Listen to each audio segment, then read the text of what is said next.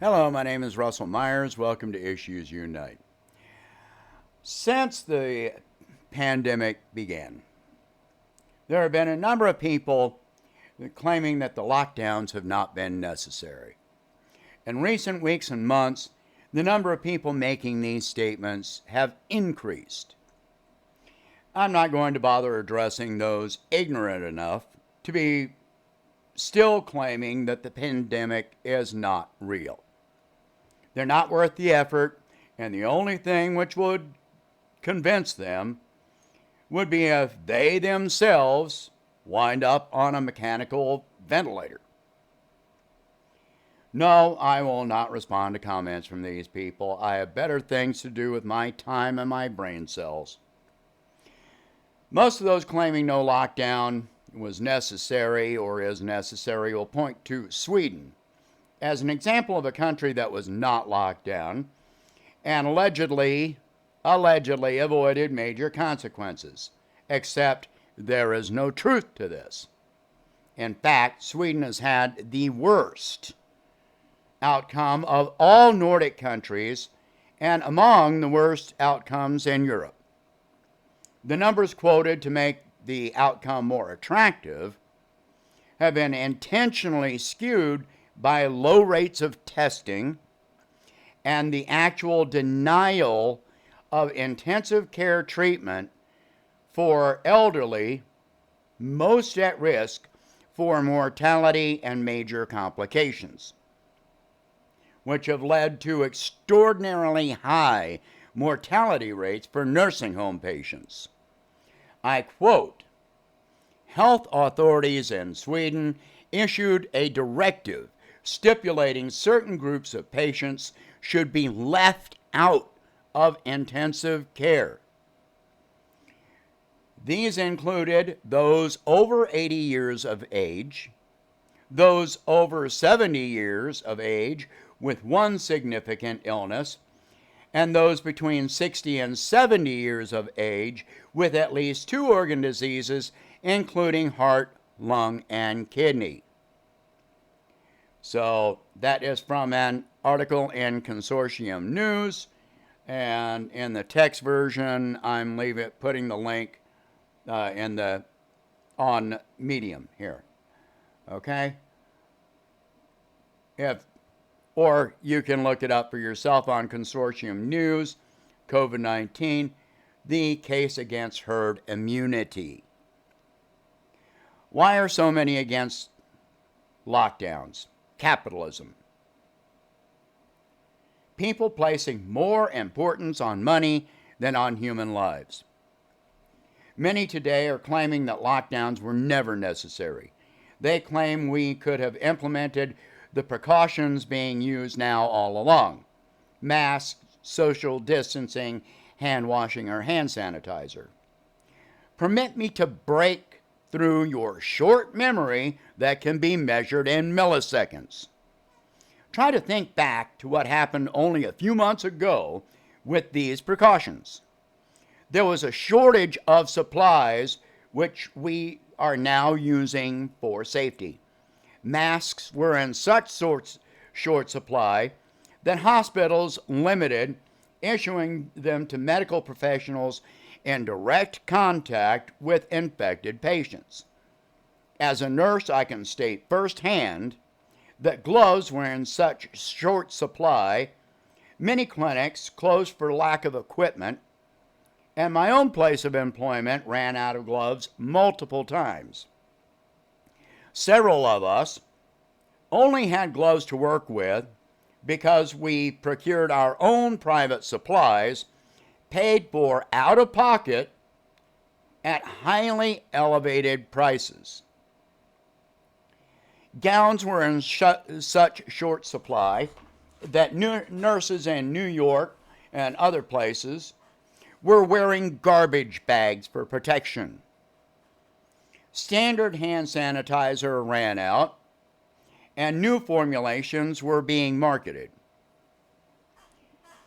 In some cases, methanol was sold as sanitizer in place of methyl alcohol, resulting in multiple deaths. because methanol is highly poisonous and seeps through the skin into the bloodstream. For a time, antibacterial hand soap was in short supply. My employer ran out, and I brought in my own supply to share with coworkers, only because I saw what was coming before most people did and stocked up. In all cases, the price of supplies increased dramatically, even as schools, businesses, clinics, and hospital units shut down. Can you imagine what things would have looked like if so many locations had not shut down when they did? During the worst phase, hospitals ran out of ventilators available to treat patients. Here in Montgomery, some patients were transported to other cities and other states due to a lack of ventilators locally.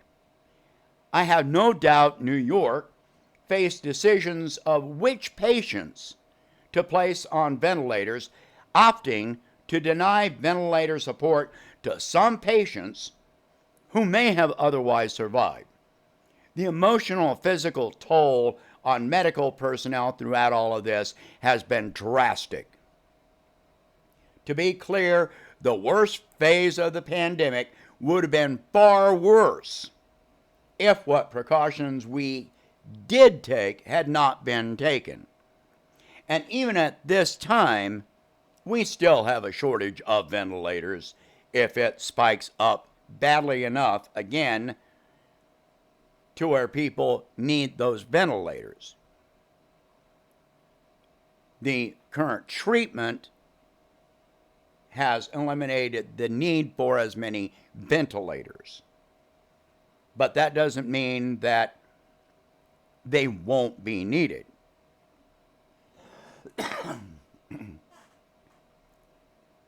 Some people have learned nothing. Right now, they still want to reopen everything. Some are lulled into complacency by the reported mortality rate declining. I will state that the mortality rate has declined as more has been learned about the way this illness functions so that we could adapt the treatment modality. But still, this is not like anything that the medical community has ever seen. Treatment has improved, but there is still much to learn, and treatments will adapt as we learn more about it. By no means are we out of the woods. The death toll in this country is now over 233,000 so far. The infection rate continues to climb, and we have not reached the end of the first wave of infection yet. To make things worse, we now face not only the pandemic, but the flu season as well. Yes, you can have the pandemic and the flu concurrently. Will the flu mutate this year? That remains to be seen. We don't know yet. In addition to all of this, focusing merely on the mortality rate is a major error. Studies from numerous countries have shown that only 12% of those who test negative after a symptomatic infection from the pandemic are free of symptoms months later. 88% of patients have symptoms such as shortness of breath, chest pain, headaches, and debilitating fatigue months later, while many had no health issues prior to infection. This includes a majority of patients who were never hospitalized and instead treated as outpatients. We do not yet know how long symptoms will last. Many patients have had heart attacks, blood clots, pulmonary emboli, which are dangerous blood clots to the lungs, which can kill in as little as 2 minutes, or cause permanent lung damage. People have suffered nerve damage and brain damage. These patients survive the infection, and so they are not included in the mortality rate. However, they will have lifelong consequences because of this infection. Capitalists consistently fail to calculate the cost of continued care for those who suffer chronic to permanent health conditions caused by this illness. Virtually all of those in favor of opening things back up completely or claiming we never should have closed anything down make these claims due to capitalism. However, back in early January or February, I was advising people to stockpile survival supplies because the supply chain was going to be disrupted because of the quarantine in China. Most of the capitalists never listened. My predictions proved accurate in many ways. No, I did not see the toilet paper thing coming. How could I? There was no way I was going to predict that one. All right. Another part of what I predicted was that it would severely impact retail trade in the U.S. because such a vast majority of retail goods and raw materials come from China. What this means is that domestic sanitary outbreak or no, huge swaths of our economy would have shut down due to the lack of supplies and retail goods. In other words, if China went on lockdown, much of our economy would have shut down, even without any restrictions being put in place because of the infection. Just the fact that the supply chain from China was disrupted was enough. Let me put it clearly. If China shuts down, we shut down. No, China and other countries did not shut down to help drug companies and American oligarchs get richer. Every other country on earth that utilizes universal health care did not conspire in the same lie for the benefit of U.S. for-profit companies. Take your lithium and call your psychiatrist. Yes, the shutdowns were necessary. The way this has been handled is the issue, which will leave us with consequences for years, while other countries recover much faster economically. The fact that our government spent far more bailing out the corporations than the people, yet again, just like 2008 and 9, is the problem. Still, hundreds of thousands of lives were saved. For now. Yet it remains our government's ties to the corporate supremacy which will continue placing those lives at risk. There is the distinct possibility that more shutdowns will become necessary as we enter the flu season and the continued increase in pandemic infections. This is already happening right at this moment. The last words I have are for those of you who think wearing a mask, social distancing and washing your hands are an invasion of your civil liberties. No, wearing a mask does not invade your rights. Invading the personal space of other people against their will is not a right. And if you are filthy enough to not be washing your hands, nobody should want to be anywhere near you in the first place, even without a pandemic. You're disgusting.